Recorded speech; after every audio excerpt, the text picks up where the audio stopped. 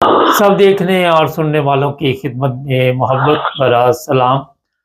आज अब्दुल बासित साहब हमारे साथ होंगे और उनसे पूछेंगे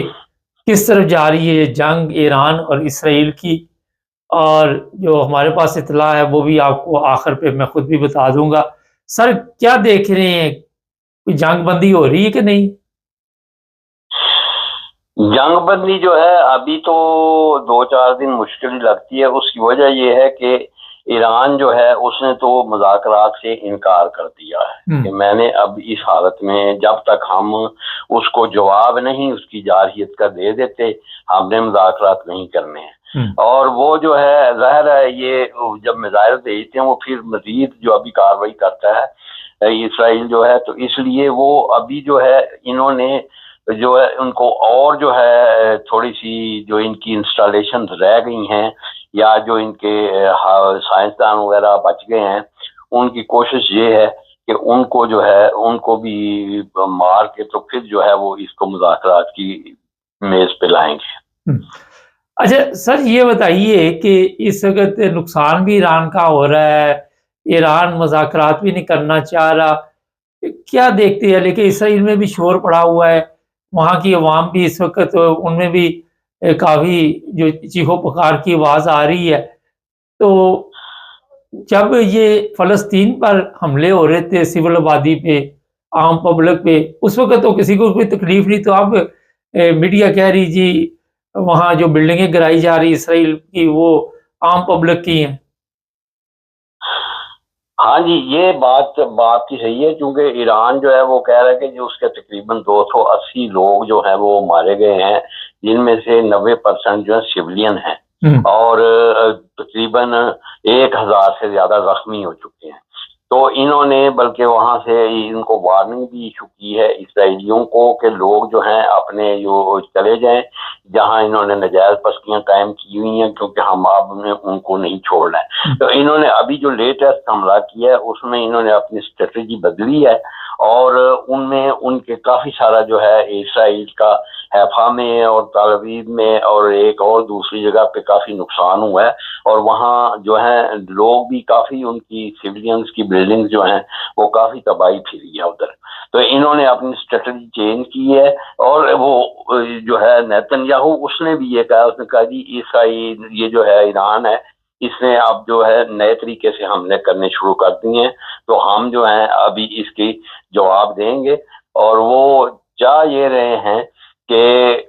बुनियादी तौर पे मैं इसलिए कह रहा हूँ कि ये इन्होंने अभी जंग बंद नहीं करनी कि जो ये ट्रंप ने 20,000 मिसाइल जो हैं यूक्रेन से उधर मिडल ईस्ट में शिफ्ट कर दिए हैं, ये जो है ये यूक्रेन के प्रेसिडेंट ने उस दिन स्टेटमेंट दी है और वो इस बीच बात की शिकायत कर रहा था कि जी हमारे से एयर डिफेंस सिस्टम के सारे मिसाइल जो हैं लेके इन्होंने मिडल ईस्ट में शिफ्ट कर दिए हैं। और दूसरी बात जो है इसका इसलिए भी पता चलता है कि अभी ये जंग जो है ये अभी बंद नहीं होनी, क्योंकि पुतिन और ट्रंप की जो आपस में बात हुई है उसके बाद उन्होंने यूक्रेन से मिसाइल उतारे हैं। इसका मतलब ये है कि यूक्रेन पे रूस के हमले स्लो हो जाएंगे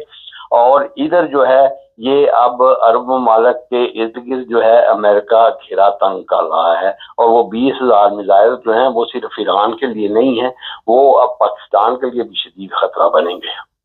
ये तो पाकिस्तान तो कहता है जी हमारी तरफ तो मैली आंख से भी नहीं देख सकता ये इसराइल की ऐसी की तैसी। हम वो तो ये भी कहते हैं कि अगर ईरान पे एटमी हमला हुआ तो हम करेंगे इसराइल के ऊपर।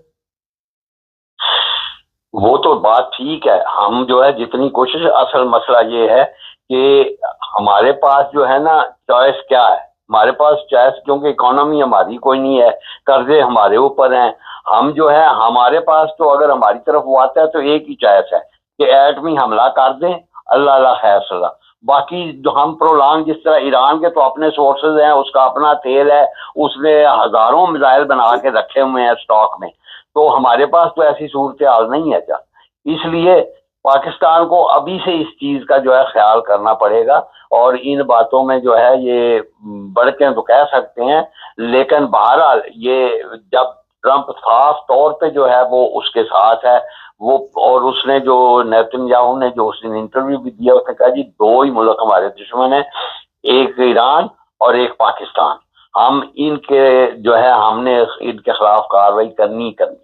تو اب جب وہ اس نے صاف طور پہ کہہ دیا تو اب چاہیے کہ یہ سارے مل جائیں. لیکن افسوس کی بات یہ ہے کہ یہ عرب ملک جو ہیں انہوں نے 3,000 ارب ڈالر جو ہیں وہ ٹرمپ کے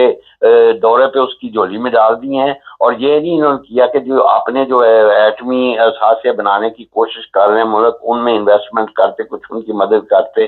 اب یہ خود بھی جو ہیں یہ ترلے اور منتیں کر رہے ہیں عرب اسٹیٹس جو ہیں ٹرمپ کی, اور اس کے ساتھ دن میں 2 بار جو ہے ٹیلی فون کے مشورے کر رہے ہیں. سر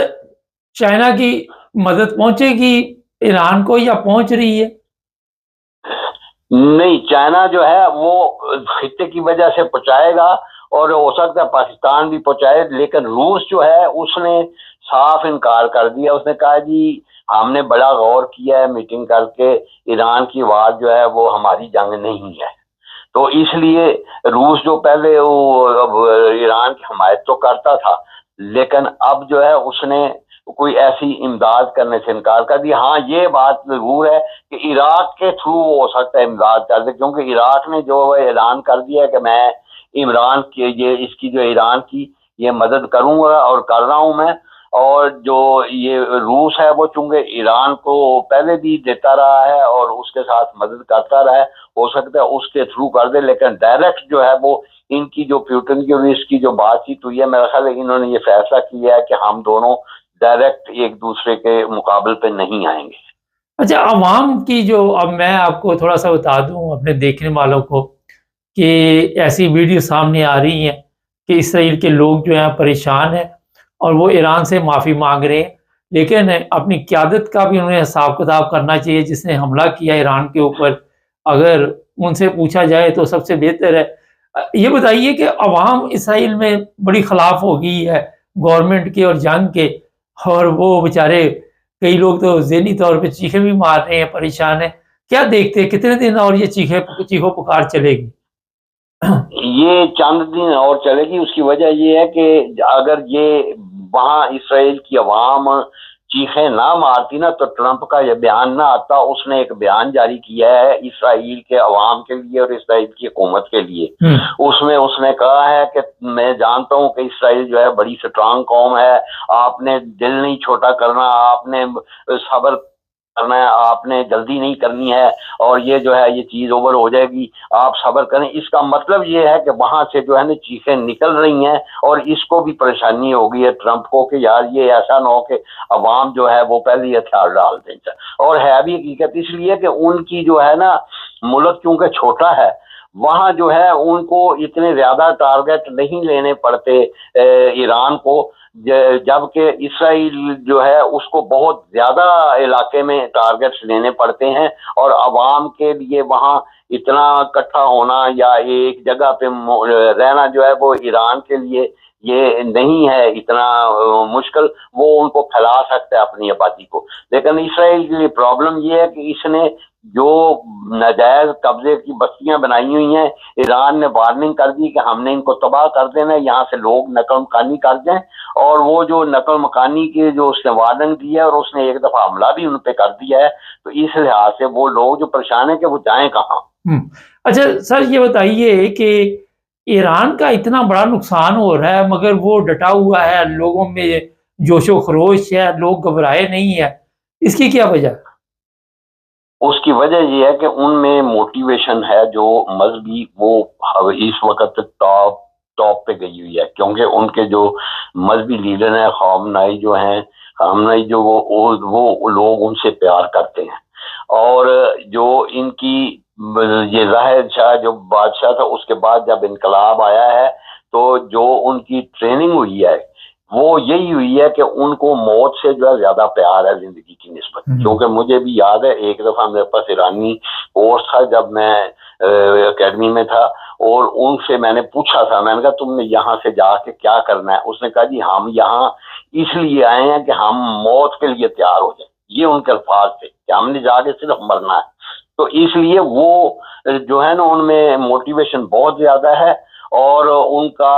ایمان جو ہے خدا پہ میرا خیال بہت مضبوط ہوا ہے، اس لیے وہ نہیں ڈر رہے ہیں، اور کوئی ایسی وجہ نہیں ہے۔ اور دوسرے یہ ان کو پتہ ہے کہ ان کی حکومت نے کافی ریسورسز جمع کیے ہوئے ہیں، کیونکہ ان کو حکومت کو بھی پتا تھا کہ ان کو پابندیاں لگی ہوئی ہیں، انہوں نے خود ہی اپنا انتظام کرنا ہے، کسی نے ان کی مدد نہیں کرنی ہے، تو انہوں نے کافی سارا چیزیں جو ہیں اکٹھی کر کے اسٹاک کر کے رکھی ہوئی ہیں مختلف علاقوں میں، تاکہ وقت ضرورت کو کام آئے۔ اور اسرائیلی وزیر اعظم نے بھی کہا، اس نے کہا جی کہ یہ جو 3 سال پہلے جو ہے تھا، ہمیں شک تھا کہ یہ 10,000 میزائل بنائے گا، اور ہو سکتا اس نے بنا کے رکھ لیے ہوں۔ اور ابھی جو اس نے نیتن یاہو نے جلدی کی ہے حملہ کرنے کی ایران کے اوپر مذاکرات سے پہلے، اس کی ایک اور وجہ بھی تھی۔ وجہ یہ تھی کہ پاکستان کا وزیر اعظم اور جو پاکستان کا چیف آف آرمی اسٹاف جو فیلڈ مارشل ہے، انہوں نے جب دورہ کیا شکریہ کے بہانے میں، تو اسرائیل کو یہ جو ہے وہ محسوس ہو گیا کہ انہوں نے جس طرح انڈیا کے جیم کی ہیں چیزیں یا سائبر وار کی ہے، یہ ایسا نہ ہو کہ ایران کو یہ ٹرین کر دیں اور ہم پھر بعد میں ہمارے لیے مشکل ہو جائے اٹیک کرنا، تو اس نے اس اٹیک میں بہت جلدی کر دی ہے۔ سر ایئر فورس سسٹم کیوں ناکام ہے اس کا ایران کا؟ جی ایئر فورس نہیں چلی وہاں پہ، جس طرح اسرائیل کے طیارے جو ہے دندناتے پھر رہے ہیں۔ ہاں جی، وہ اس کی وجہ یہ ہوئی ہے نا کہ انہوں نے اس لیے نہیں ہے ان کا ایئر فورس یا ایئر ڈیفنس کام کر سکا۔ انہوں نے یوکرین نے جس طرح روس میں اڈا بنا کے تو وہاں سے ڈرون اڑا کے ان کے جہاز تباہ کیے تھے، اسی جو ہے لائن کے اوپر اسرائیل نے بھی وہاں ایران میں اپنا ایک خفیہ اڈا بنا کے وہاں بھیجے ڈرون، اور حملے سے 2 گھنٹے پہلے وہ جو ڈرون تھے ان کو مختلف جگہوں پہ سارے جو ہیں سائٹ ایئر ڈیفنس کی جس کی ان کو تباہ کر کے تو پھر انہوں نے جہاز بھیجے تھے، اس لیے ان کا کوئی جہاز انٹرسیپٹ نہیں ہوا اس وقت، کیونکہ وہ اس وقت بہت شکریہ، سب کچھ جیم کر دیا تھا ایران کا۔ بہت شکریہ۔ بس ہاں ناظرین سوری، اصل میں اس وقت جو ویڈیو سامنے آ رہی ہیں ایران سے، جو ایرانی جو اسرائیلی ہے وہ کہتے جی ہمیں معاف کر دے، مگر مجھے یہ سمجھ نہیں آئی کہ 19 لوگ مرے ہیں یا 30 مرے یا 100 مرے، لیکن مرے زیادہ ہیں، تو کھلبلی کیوں مچی ہوئی ہے؟ 55,000 فلسطینی وہاں پہ مر گئے اور کسی کے کوئی پریشانی نہیں بنی، اپنے پہ آئی ہے تو چیخو پکار شروع کر دی ہے۔ اگر دوسرے کا درد ایسے سمجھا جائے، اپنا درد سمجھا جائے، تو کوئی جنگ نہ ہو، امن کے ساتھ چلیں۔ اور یہ میں بتا دیتا آپ کو کہ بڑی تعداد میں ایرانی جو ہے افغانستان اور پاکستان کا رخ کر رہے ہیں، اور جو لوگ اس میں ملوث تھے، غدار تھے، ایک کو شاید سزائے موت دے دی گئی ہے، 73 انڈین پکڑے گئے ہیں، اگلے دنوں میں انہیں بھی لٹکا دیا جائے گا، کسی کی معافی نہیں ہوگی، سب کو فوری طور پہ ادھر سے جج سزا سناتا ہے، ادھر سے وہ پہنچا دیا جاتا ہے جہاں اس نے جانا ہوتا ہے۔ ان لوگوں نے اپنی موت کی خود دعوت دی، اور ابھی بھی چھاپے پاڑ رہے ہیں، ابھی بھی 2 لوگ پکڑے ہیں، 2 کل پکڑے تھے، اور ڈرون کی جو فیکٹری ہے وہ بھی پکڑی گئی ہے۔ سب سے پہلے ایران کو چاہیے کہ اپنے اندر نظر رکھے، جو غدار ہیں، میں ہر وقت یہ کہتا ہوں، اور ہر بندے کے اپنے خیالات ہیں۔ مجھے لگ رہا ہے کہ اسرائیل کے لیے مشکل وقت ابھی آیا نہیں، آئے گا، اور ایسا مشکل وقت آئے گا کہ اسرائیل کبھی بھی وہ بھول نہیں پائے گا، اور شاید جو حالات غزہ میں ہیں اس سے بھی بدتر حالات وہاں پہ ہو جائیں۔ یہ آپ کو میں نے اشارتاً بتا دیا۔ جتنے مرضی ممالک مل جائیں، میزائل لے جائیں، یہ لے جائیں، وہ لے جائیں، لیکن ایران اب پیچھے ہٹنے والا نہیں۔ ان کے بیانات جو ہیں وہ آپ بھی سن رہے ہیں، ہم بھی سن رہے ہیں، اس کے مطابق یہی نظر آ رہا ہے۔ پاکستان،